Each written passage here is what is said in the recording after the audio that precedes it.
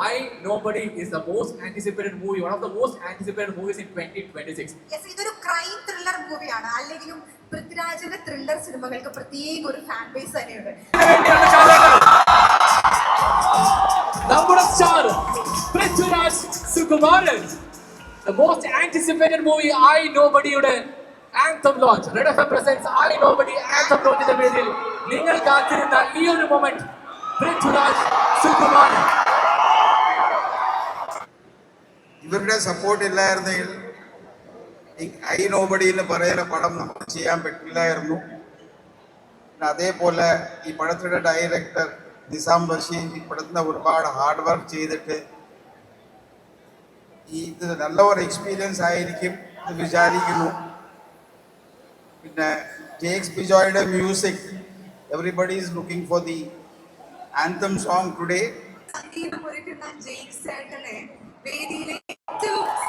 Let's welcome Jakes Bijoy.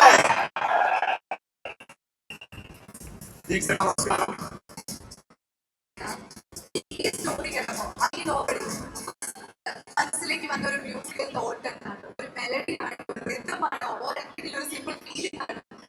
കേട്ടപ്പോൾ ഏറ്റവും മനസ്സിലേക്ക് വന്ന ഒരു മ്യൂസിക്കൽ തോട്ട് എന്നാണ്.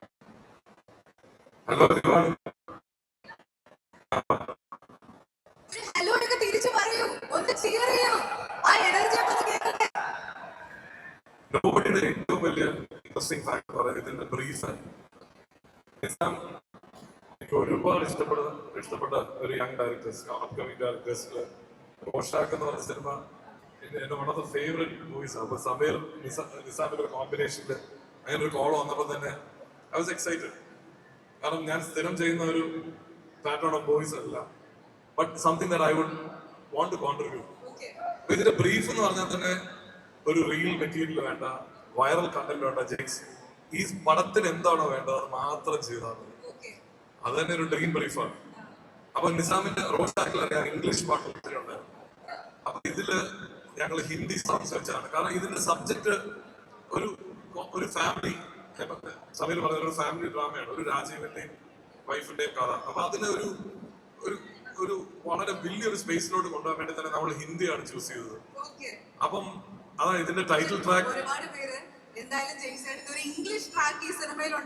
അതിനൊരു സസ്പെൻസ് ഉണ്ട്, അത് ഞാൻ സ്പോയിലർ ആക്കുന്നില്ല. ഒരാഴ്ച റിലീസ് ചെയ്യും. വളരെ ഇൻട്രസ്റ്റിംഗ് ആയിട്ടുള്ള ഒരു സിംഗർ അത് പാടിയിട്ടുമുണ്ട്. അപ്പം അത് രാജു പറയണമെങ്കിൽ ഇന്ന് പറയട്ടെ, ഞാനായിട്ട് ഇപ്പൊ പറയുന്നില്ല.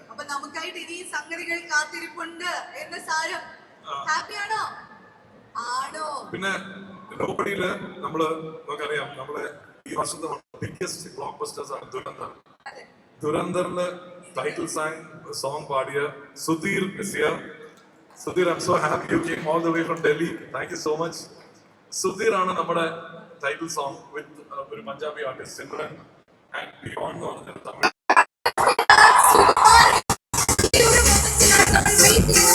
സൂപ്പർ ഹിറ്റ് രാജ് സാറിനെ ഏറ്റവും സ്നേഹത്തോടെ വേദിയിലേക്ക് ക്ഷണിക്കുന്നു. വെൽക്കം പൃഥ്വിരാജ് സുകുമാരൻ. മലയാളത്തിന്റെ അഭിമാനം, മലയാള സിനിമയുടെ നിലവാരം, മലയാള സിനിമയുടെ സ്വകാര്യ ആധാരം. Welcome crowd. ഒരു വലിയ കാര്യം പോലട്ടെ. പൃഥ്വിരാജ് സുകുമാരൻ നമ്മുടെ രാജുവേട്ടന് ഈ കൈയ്യടി മതിയോ? കുറച്ചും കൂടെ ഒന്ന് നന്നായിട്ടൊന്ന് cheer ചെയ്തേ.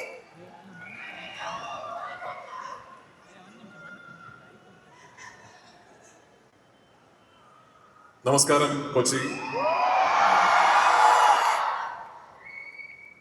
ഒരുപാട് പേരോട് നന്ദി പറയാനുണ്ട് ഈ ഒരു ഈവനിങ്. അത് തുടങ്ങുന്നത് നിങ്ങളിൽ നിന്നാകാം. Thank you all for being here. ഇതൊരു ഹോളിഡേ അല്ല, ഒരു അവധി ദിവസമല്ല, വർക്കിംഗ് ഡേ ആണ്. അപ്പോ പല കാരണങ്ങൾ കൊണ്ടും ഇന്നത്തെ ദിവസം മാത്രമേ ഇതിവിടെ നടത്താൻ സാധിക്കൂ എന്നുള്ളൊരു സാഹചര്യം വന്നപ്പോൾ ആദ്യം ചോദിച്ചത്, അയ്യോ അത് വർക്കിംഗ് ഡേ അല്ലേ, ആളുണ്ടാവുമോ എന്നാണ്. Thank you so much. Nobody എന്നെ സംബന്ധിച്ചിടത്തോളം എനിക്ക് ഭയങ്കര സ്പെഷ്യൽ ഒരു ഫിലിമാണ്. 2 വർഷങ്ങൾക്ക് മുമ്പോ മറ്റോ ഈ സിനിമ ആദ്യമായിട്ട് ഒഫീഷ്യലി ലോഞ്ച് ചെയ്തപ്പോൾ ഞാൻ പറഞ്ഞ കാര്യം തന്നെയാണ് എനിക്ക് ഇവിടെ പറയാനുള്ളത്. ഒരു നിർമ്മാതാവ് എന്ന നിലയിൽ ഞാൻ എത്രത്തോളം ഈ സിനിമയെ കുറിച്ച് എക്സൈറ്റഡ് ആണോ അതിന്റെ ഒരു 10 മടങ്ങ് ഞാൻ ആസ് എൻ ആക്ടർ ഈ സിനിമയെ കുറിച്ച് എക്സൈറ്റഡ് ആണ്. ഞാൻ കഴിഞ്ഞ കുറെ കാലങ്ങളിൽ ചെയ്തതിൽ എനിക്ക് ഏറ്റവും ഞാൻ എൻജോയ് ചെയ്ത ഒരു കഥാപാത്രമാണ് രാജീവൻ. ഞാൻ ഏറ്റവും എൻജോയ് ചെയ്തൊരു സെറ്റാണ് നോബഡിയുടേത്. ഇപ്പൊ സമീർ ഇവിടെ ഉള്ളതുകൊണ്ട് സമീറിനെ കുറിച്ച് പറഞ്ഞു തുടങ്ങാം. ഒരുപാട് യങ് പ്രോമിസിങ് റൈറ്റേഴ്സ് ഉള്ള അങ്ങനെ ഒരു വെൽത്ത് ഉള്ള ഇൻഡസ്ട്രിയാണ് നമ്മുടേത്. എന്നാൽ നമ്മുടെ ഇൻഡസ്ട്രിയിൽ ഞാൻ വർക്ക് ചെയ്തിട്ടുള്ളതിൽ one of the most original, the most talented screenplay writers ആണ് സമീർ. ആൻഡ് സമീറിനാണ് ഞാൻ ആദ്യം നന്ദി പറയേണ്ടത്. രാജീവനെ കുറിച്ച് രാജീവനെ എഴുതിയപ്പോൾ രാജീവനിൽ എന്റെ മുഖം കണ്ടതിന്. നിസാം എന്നിവിടെ ഇല്ല. നമ്മൾ ആക്ച്വലി ട്രൈ ചെയ്തു നിസാം എത്തിയിട്ട് ഇത് തുടങ്ങാൻ വേണ്ടി. അതിനാണ് കുറച്ചൊക്കെ ഇത് വൈകിപ്പിച്ചത്. പക്ഷെ നിസാം വളരെ ദൂരെ ഒരു സ്ഥലത്ത് ഇവിടെ എത്തിക്കൊണ്ടിരിക്കുകയാണ്. അപ്പൊ എത്തുമ്പോൾ ഒരു 8-8:30 മണിയെങ്കിലും കഴിയുമെന്ന് പറഞ്ഞതുകൊണ്ടാണ് നിസാം ഇല്ലാതെ ഈ പരിപാടി നടത്തേണ്ടി വന്നത്. Again thanks to Nizam. ഞാൻ ഈ സിനിമ കണ്ടപ്പോൾ ഞാൻ ഏറ്റവും കൂടുതൽ എൻജോയ് ചെയ്തത് ഇതിൽ നിസാമിന്റെ ഫിലിം മേക്കിംഗ് ക്രാഫ്റ്റ് ആണ്. അത് ഞാൻ നിസാമിനോട് തന്നെ നേരിട്ട് പറയുകയും ചെയ്തിട്ടുണ്ട്. Regardless of what ever happens in theatres, ഒരു കാര്യം നിങ്ങൾക്ക് തർക്കമുണ്ടാവില്ല, ഔട്ട്സ്റ്റാൻഡിങ് ഫിലിം മേക്കിംഗ് ക്രാഫ്റ്റ് ഉള്ള ഒരു സിനിമയാണ് നോബഡി. നിസാമിന്റെ ആ ഗൈഡൻസും ഡയറക്ഷനും ഇല്ലായിരുന്നുവെങ്കിൽ രാജീവനോ മീരയോ ഹക്കീം ചെയ്ത കഥാപാത്രമോ ഒന്നും തന്നെ ഈ സിനിമയിൽ ഇന്ന് ഈ രൂപത്തിൽ ഉണ്ടാകില്ലായിരുന്നു. So thank you Nizam. Of course Jakes ഇപ്പോൾ എൻ്റെ ഒരു സുഹൃത്ത് മാത്രമല്ല, it's like family right now. ഈ സിനിമയുടെ മ്യൂസിക് ആര് ചെയ്യണം എന്നുള്ളത് നമ്മൾ കുറച്ച് കഴിഞ്ഞിട്ട് തീരുമാനിച്ച ഒരു കാര്യമാണ്. അപ്പോൾ ഞാൻ ജേക്സിന്റെ പേര് ആദ്യം നിസാമിനോട് പറഞ്ഞപ്പോൾ നിസാമിനോട് പറഞ്ഞു, ജേക്സ് ഇങ്ങനെ ഒരു കൺവെൻഷണൽ കമേഴ്ഷ്യൽ സിനിമകളൊക്കെ ബാക്ക് ടു ബാക്ക് ചെയ്തുകൊണ്ടിരിക്കുന്ന ഒരു മ്യൂസിക് ഡയറക്ടറല്ലേ, നമ്മുടെ സിനിമ ജേക്സിന്റെ ഒരു ഏരിയ ആണോ എന്നോട് ആദ്യം ചോദിച്ചു. ഞാൻ അന്ന് നിസാമിനോട് പറഞ്ഞതാണ് ഞാൻ ഇന്നിവിടെ ആവർത്തിക്കുന്നത്. ഈ കൺവെൻഷണൽ ക്ലാസിക് കമേഴ്ഷ്യൽ മാസ് സിനിമകളിൽ ജേക്സ് ബിജോയ് എന്ന് അബ്സല്യൂട്ട് നമ്പർ 1 ആണ്. പക്ഷെ ഇന്നും ഞാൻ വിശ്വസിക്കുന്നു നോബഡിയിലെ ജേക്സ് ബിജോയ് ആണ് യഥാർത്ഥ ജേക്സ് ബിജോയ് എന്നാണ് എനിക്ക് തോന്നിയിട്ടുള്ളത്. എനിക്ക് വർഷങ്ങളായിട്ട് ജേക്സിനെ അറിയാവുന്നത് കൊണ്ട് ഇതാണ് ജേക്സിന്റെ ഹോം ഗ്രൗണ്ട് എന്നാണ് ഇപ്പോഴും ഞാൻ വിശ്വസിക്കുന്നത്. ആൻഡ് ഞാൻ കൂടുതൽ പറയുന്നില്ല, കാരണം ജേക്സ് ചെയ്ത ആദ്യത്തെ നോബഡിയിലെ പാട്ട് നിങ്ങൾ ഇപ്പോൾ ഇവിടെ കേൾക്കും. ഞാൻ ഒരു കാര്യം ഞാൻ പറയാം, ഇത് എല്ലാവരും പേഴ്സണൽ ആണല്ലോ, സബ്ജക്റ്റീവ് ആണോ. ഞാൻ പറയുന്നത് തള്ളായിട്ട് നിങ്ങൾക്ക് തോന്നിയാൽ of course you are free to think of it that way. പക്ഷെ ഇപ്പൊ നിങ്ങൾ ഈ കേൾക്കാൻ പോകുന്ന പാട്ട് കഴിഞ്ഞൊരു 2 to 3 weeks മുമ്പാണ് ജേക്സ് ആദ്യം എനിക്ക് അതിന്റെ ഒരു ട്രാക്ക് അയച്ചു തരുന്നത്. ഞാൻ എന്റെ സിനിമകളിൽ ജേക്സ് ചെയ്ത പാട്ടുകളിൽ രണം എന്ന സിനിമയുടെ ടൈറ്റിൽ ട്രാക്കിന് ശേഷം ഏറ്റവും കൂടുതൽ പ്രാവശ്യം റിപ്പീറ്റ് ചെയ്ത് കേട്ട പാട്ടാണ് ഇപ്പൊ നിങ്ങൾ ഇവിടെ കേൾക്കാൻ പോകുന്നത്. എനിക്ക് ഭയങ്കര ഇഷ്ടമുള്ള പാട്ടാണത്. And huge credit for that goes to Sudhir. Your voice is a superstar in Kerala already because Durandar was a huge hit like everywhere else in Kerala as well. And I love the track in that film that you sang. But if I had to choose one, I'm going to still choose this because what a rendition, man. Amazingly done. Thank you so much for doing this for us. And the co-actors, Hakeem and ഹക്കീമിനേക്കാൾ പ്രധാനപ്പെട്ട 2 കുഞ്ഞു കോ actors ഉണ്ട്, നക്ഷത്ര, ഐറ. എന്നോട് ഈ സിനിമയിലെ ഏറ്റവും നല്ല performances ആരുടേതാണെന്ന് ചോദിച്ചാൽ അത് പാർവതിയുടെയോ എന്റെയോ ഹക്കീമിന്റെയോ ഒന്നുമല്ല. ഇവർ 2 പേരുടെയാണ് ഈ സിനിമയിൽ എനിക്ക് ഏറ്റവും ഇഷ്ടപ്പെട്ട 2 പെർഫോമൻസസ്. ഇത് വെറുതെ 2 കുഞ്ഞുങ്ങൾ ഒരു സിനിമയുടെ ഭാഗമാകുമ്പോൾ കുട്ടികളല്ലേ, അവരെ ഒന്ന് പ്രോത്സാഹിപ്പിക്കണം എന്ന് കരുതിയല്ല ഞാൻ പറയുന്നത്.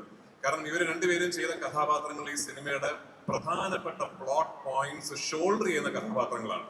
അത് ജെനുവിൻലി ആസ് ആക്ടേഴ്സ് അവർ ചെയ്തത് ഇൻ ഓൾ ഓഫ് ദം. 2 പേരും വളർന്ന് വലിയ ആക്ടേഴ്സ് ആകണം എന്നാണ് എൻ്റെ ആഗ്രഹം. ആയില്ലെങ്കിൽ I will be disappointed because you are so talented.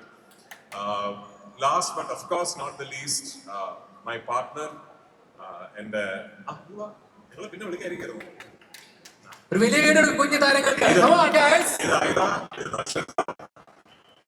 നല്ല കുറുമ്പുണ്ടെങ്കിലും നല്ല actors are.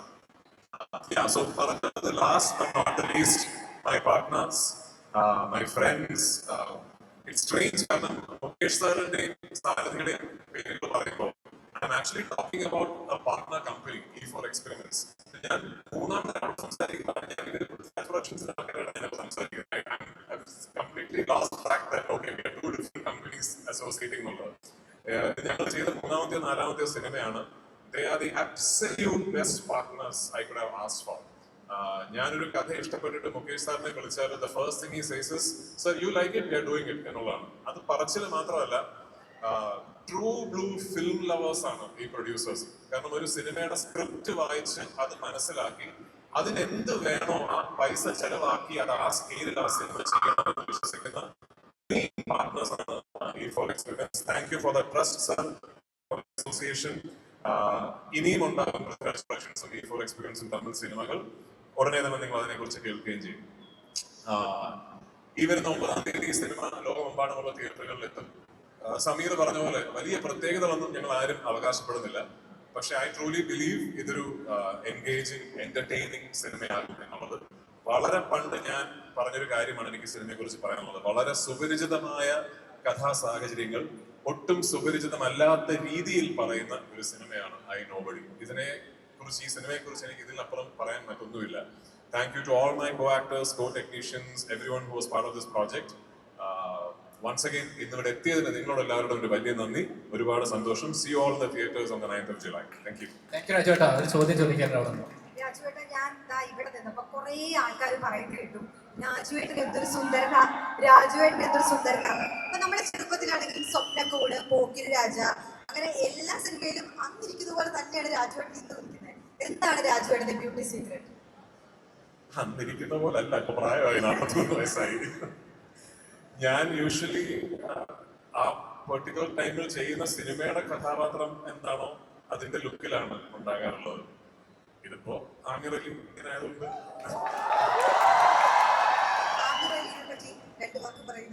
ആമിറലിയെ പറ്റി പറയാൻ എനിക്ക് സമയമുണ്ടല്ലോ. ഞാൻ ആ സിനിമയുടെ റിലീസുമായി സംബന്ധിച്ച് തീർച്ചയായും മിനിഞ്ഞാന്ന് പാക്കപ്പ് ആയതേ ഉള്ളൂ സിനിമ. ഓഗസ്റ്റ് 20-ാം തീയതി ആ സിനിമ ലോകമെമ്പാടുമുള്ള തിയേറ്ററുകളിൽ എത്തും. ഐ നോബഡി പോലെ തന്നെ അതും ഒരു ജേക്സ് ബിജോയ് കത്തിക്കൽ ആയിരിക്കും. കത്തിച്ച് തുടങ്ങി. അല്ല രാജുവേട്ടാ, ശരിക്കും പറഞ്ഞാൽ എനിക്ക് ഭയങ്കര റെസ്പെക്ട് തോന്നുന്ന ഒരു സംഭവമാണ്. കാണുമ്പോൾ ഒരു അസൂയ തോന്നുന്നുണ്ട്. ശരീരം ഒരു 10-15 കിലോ കുറയ്ക്കാൻ വേണ്ടി ഒരു വർഷം ഞാൻ കഷ്ടപ്പെട്ടു. രാജേട്ടൻ ഓർമ്മയുണ്ടോ? 15 കിലോ എവിടുന്ന് കുറയ്ക്കാൻ? ഇനി കുറയ്ക്കാനില്ല, കുറഞ്ഞതാ. ഓർമ്മയുണ്ടല്ലോ പണ്ട് കണ്ടത്. അപ്പൊ അത് വെച്ച് നോക്കുമ്പോ നിങ്ങളുടെ ശരീരം കാണുമ്പോൾ എനിക്ക് തോന്നുന്നുണ്ട് ഇതിലൊരു ലുക്ക് വേറെ, നമ്മുടെ മുമ്പിൽ നിൽക്കുന്ന രാജുവേട്ടന്റെ ഈ ലുക്ക് വേറെ, നേരത്തെ ആട് ജീവിതത്തിൽ കണ്ടപ്പോൾ ലുക്ക് വേറെ.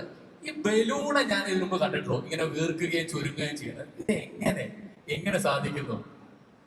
അതാ നമ്മളെ ഒരു സിനിമയോ അല്ലെങ്കിൽ ഒരു കഥാപാത്രമോ ആണ് നമ്മളെ ഇൻസ്പയർ ചെയ്യുന്നത്. അപ്പോൾ ആസ് എൻ ആക്ടർ നമുക്ക് കഴിയുന്നിടത്തോളം കാലം നമ്മുടെ ശരീരം ആ രീതിയിൽ ഫ്ലെക്സിബിൾ ആക്കി വെക്കുക എന്നുള്ളതാണ് എനിക്ക് തോന്നിയിട്ടുള്ളത്. അങ്ങനെ നോക്കുകയാണെങ്കിൽ ഞാൻ കണ്ടിട്ടുള്ള ഏറ്റവും ഫ്ലെക്സിബിൾ ആക്ടർ മമ്മൂക്കയാണ്. കാരണം ഞാനത് ഈ മമ്മൂക്കയുടെ ലാലേട്ടന്റെ പേര് പറഞ്ഞ കൈയടി കിട്ടും എന്നുള്ളതുകൊണ്ട് പറയല്ലോ. നമ്മൾ ശരിക്കും മമ്മൂക്കനെ നമ്മൾ ഏത് കഥാപാത്രമായിട്ട് കണ്ടാലും മൂപ്പര് അതുപോലെ ഇരിക്കുന്നു എന്ന് തോന്നില്ല നമുക്ക്. ഇപ്പൊ അമരത്തിൽ അച്ചൂട്ടിയായിട്ട് കണ്ടാലും ഒരു തനി മുക്കുവനായിട്ട് തോന്നും. ഇപ്പൊ നമുക്ക് കിങ്ങിലെ കളക്ടറായിട്ട് കണ്ടാലും ശരിക്കും ഒരു അങ്ങനത്തെ ഒരാളായിട്ട് തോന്നും. അപ്പൊ ആ രീതിയിൽ മൂപ്പര് ഫിസിക്കലി അങ്ങനെ ഭയങ്കര ഈസിലി ക്യാരക്ടേഴ്സിലേക്ക് ലെൻഡ് ആവുന്ന ഒരാളാണല്ലോ. കമൽ സർ അങ്ങനെയാണ്, കമൽ ഹാസൻ സർ അങ്ങനെയാണ്. അപ്പൊ എനിക്ക് അതൊക്കെയാണ് ഇൻസ്പിറേഷൻ. അപ്പൊ നാളെ ഒരു ഫിലിം മേക്കർ വന്നിട്ട് എന്റെ ക്യാരക്ടർ എനിക്ക് ഇങ്ങനെയൊക്കെയാണ് രാജീവൻ വേണ്ടതെന്ന് പറഞ്ഞാൽ എന്നെ കൊണ്ടാവുന്ന പോലെ അങ്ങനെ ആയിത്തീരാ. അപ്പൊ നാളത്തെ ഇത് കഴിഞ്ഞിട്ട് ഇപ്പൊ വാരണാസി എന്ന് പറയുന്ന സിനിമയിൽ മറ്റൊരു ലുക്കും ശരീരവും അതാ സിനിമ കാണുമ്പോൾ നമുക്ക് മനസ്സിലായി. ഇപ്പൊ നിങ്ങൾ കാണുന്നത് ആമിർ അലിന്റെ ലുക്കാണ്. രാജുവേട്ട, എനിക്ക് സിനിമയുമായി ബന്ധപ്പെട്ട ഒരു ചോദ്യം ചോദിക്കാം. അതായത് പൃഥ്വിരാജ് എന്ന പെർഫോമറിനെ മലയാളത്തിന് അറിയാം. ഈ ഒരു സിനിമയില് രാജുവേട്ടൻ വിലയിരുത്തുമ്പോ എന്റെ പെർഫോമൻസിനെ എലിവേറ്റ് ചെയ്യുന്ന തരത്തിൽ ഒരു ജേക്സ് ബിജോയ് പെർഫോമൻസ് ഉണ്ട്, അല്ലെങ്കിൽ അങ്ങനെ ഒരു മ്യൂസിക് ഉണ്ട് എന്ന് തോന്നിയൊരു മൊമെന്റ് ഉണ്ടോ? ഈ സിനിമ എന്ന് പറയുന്നത് ടോട്ടലി ഒരു കൊളാബറേറ്റീവ് എഫേർട്ടാണ്. ഒരു നടൻ ഒറ്റയ്ക്ക് ഒരു ഗംഭീര പെർഫോമൻസ് കൺസ്ട്രക്ട് ചെയ്യാനൊന്നും പറ്റില്ല. അതിനാദ്യം ആവശ്യം നല്ലൊരു റിട്ടേൺ മെറ്റീരിയലാണ്. അതെനിക്ക് കിട്ടി, സമീർ അതെനിക്ക് തന്നു. അതിനുശേഷം ആവശ്യം ആ മെറ്റീരിയലിനെ നല്ല രീതിയിൽ കൺസീവ് ചെയ്യാൻ മാത്രം ക്രാഫ്റ്റും ക്ലാരിറ്റിയും ഉള്ള ഒരു ഫിലിം മേക്കറാണ്. അതും എനിക്ക് കിട്ടി. പിന്നെ ആ പ്രോജക്റ്റിലേക്ക് ഒത്തുചേരുന്ന മറ്റ് ടെക്നീഷ്യൻസ്, അവരവരുടെ ഡിപ്പാർട്ട്മെന്റ്സ്, അവരവരുടെ ക്രാഫ്റ്റുകൾ കൊണ്ട് ആ റിട്ടേൺ മെറ്റീരിയലിലേക്ക് സംവിധായകനെ പോലെ തന്നെ കോൺട്രിബ്യൂട്ട് ചെയ്യുന്ന ടെക്നീഷ്യൻസ്, അതും ദൈവം സഹായിച്ച ഈ സിനിമയ്ക്കുണ്ട്. സിനിമാറ്റോഗ്രാഫർ, പ്രൊഡക്ഷൻ ഡിസൈനർ, ജേക്സ്, ഒരുപാട് പേര്, കോ ആക്ടേഴ്സ്, എല്ലാവരും ചേർന്നിട്ടാണ് ഓരോ പെർഫോമൻസസും ക്രിയേറ്റ് ചെയ്യുന്നത്. അപ്പൊ ഇതിൽ ആരെങ്കിലും ഒരാൾ കത്തിക്കുകയോ അണയ്ക്കുകയോ ഒന്നും ചെയ്തിട്ടില്ല. കൊളാബറേറ്റീവ്ലി എന്നെ സംബന്ധിച്ചിടത്തോളം വളരെ നല്ല രീതിയിൽ വർക്ക്ഔട്ട് ആയ ഒരു സിനിമയാണ് ഐ നോബഡി എന്ന് ഞാൻ കരുതുന്നു. And Rajeevan is a performance to me I'm very happy about. ഇന്ന് എൻ്റെ അടുത്ത് ഒന്നുകൂടി സിനിമ ഷൂട്ട് ചെയ്താൽ ബെറ്റർ ആക്കാൻ പറ്റുന്ന സീനുകൾ ഉണ്ടോ എന്ന് ചോദിച്ചാൽ ഈ ഒരുപാടുണ്ട്. ഒരുപാട് സീനുകൾ ഇതിലും ബെറ്റർ ആക്കാമായിരുന്നു. പക്ഷെ ഞാൻ ആടുജീവിതത്തിന്റെ സമയത്ത് പറഞ്ഞതുപോലെ എന്നോട് ചോദിക്കുകയാണ് ഇതിൽ ഏതെങ്കിലും ഒരു സീനിൽ ഒരു 100% കൊടുക്കാതിരുന്നിട്ടുണ്ടോ? അതില്ല. എന്നെ കൊണ്ട് പറ്റുന്ന മാക്സിമം ഞാൻ ചെയ്തിട്ടുണ്ട്. So I hope you like it. Last question before the answer goes. Last question. ഇത് നമ്മുടെ ഖലീഫിനെ പറ്റി സംസാരിച്ചു, നോബഡിനെ പറ്റി നമ്മൾ ഇത്ര സംസാരിച്ചുകൊണ്ടിരിക്കുകയാണ്. കപ്പിൾ ഓഫ് ഡേയ്സ് ബാക്ക് ഒരു പോസ്റ്റർ ലോഞ്ച് ഞങ്ങൾ കണ്ടിരുന്നു. ഒടിയൻ എന്ന സിനിമ. പൃഥ്വിരാജ് സുകുമാരനെ രാഹുൽ സദാശിവൻ ഡയറക്ട് ചെയ്യുന്നു. കരൺ ജോഹറിന്റെ ഡെബ്യൂ പ്രൊഡക്ഷൻ. എന്തെങ്കിലും പറയാറോ ആ സിനിമയെ പറ്റി? ഷൂട്ട് തുടങ്ങിയിട്ടില്ല പറയാം, പക്ഷെ എന്തായിരിക്കും, എന്താണ് പൃഥ്വിരാജ് സുകുമാരൻ എന്ന ഒരു ആക്ടറിനെ അതിലേക്ക് നയിച്ചത്? ഞാൻ വരാം. ഞാൻ കരൺ ജോഹറിനെയും രാഹുലിനെയും മഞ്ജുനെയും വിളിച്ചോണ്ട് ലുലു മോളിൽ അന്ന് വരാം. അപ്പൊ അന്ന് സംസാരിക്കാൻ നോക്ക്. ഇനി സമയമുണ്ടല്ലോ.